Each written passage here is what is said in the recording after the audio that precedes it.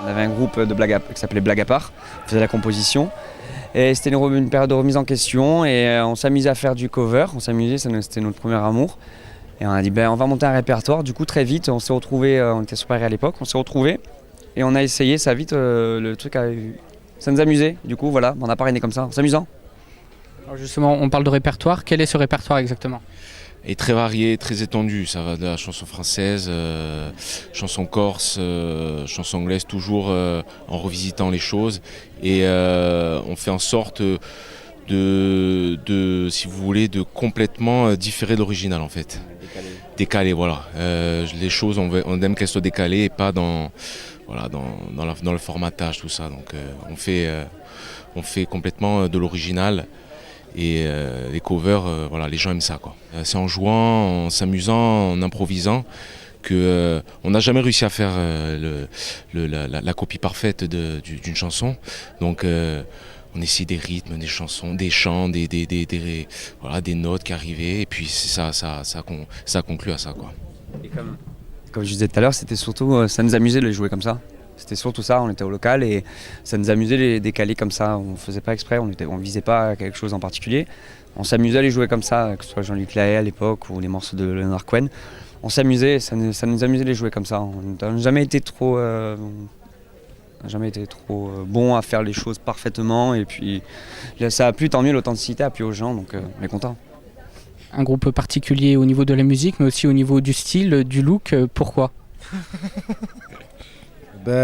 C'est pareil, c'est comme les reprises, ça nous amusait en fait d'essayer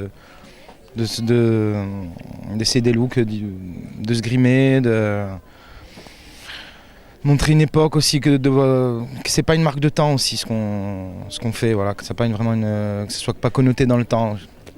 Donc ça nous amusait autant de faire les covers comme on les fait, comme autant de s'habiller comme on l'a fait, voilà, ou comme on le fait encore.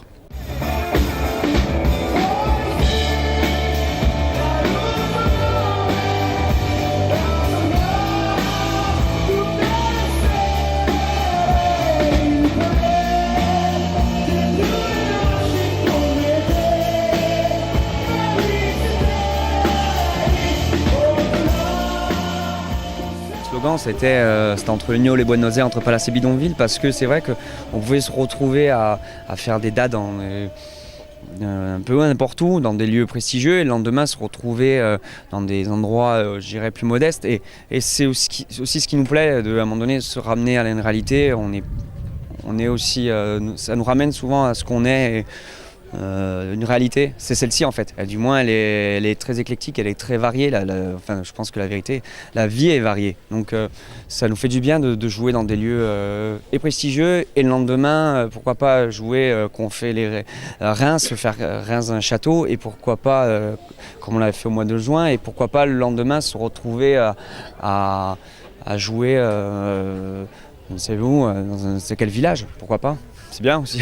La folie, les gens ont besoin de folie, on a besoin de nous, même pas, on a besoin de folie, c'est ce qui nous fait, on a l'impression c'est un peu le moteur de la vie, quoi. Le bonheur et la raison, et essayer d'être heureux, c'est dur, donc y arriver, c'est encore mieux, quoi. Et avec le public, c'est à un moment donné rentrer en phase avec le public, à arriver à ça, c'est-à-dire rentrer en symbiose, c'est-à-dire qu'à un moment donné la soirée, on fait plus qu'un. Et je pense, ils n'ont pas besoin de nous, et ils n'ont pas besoin. C'est un besoin mutuel, je crois. Quand on est heureux avec eux, et on se sent bien ensemble, voilà, simplement. Je sais pas, je connais pas la vérité. Je crois que on se sent bien comme ça.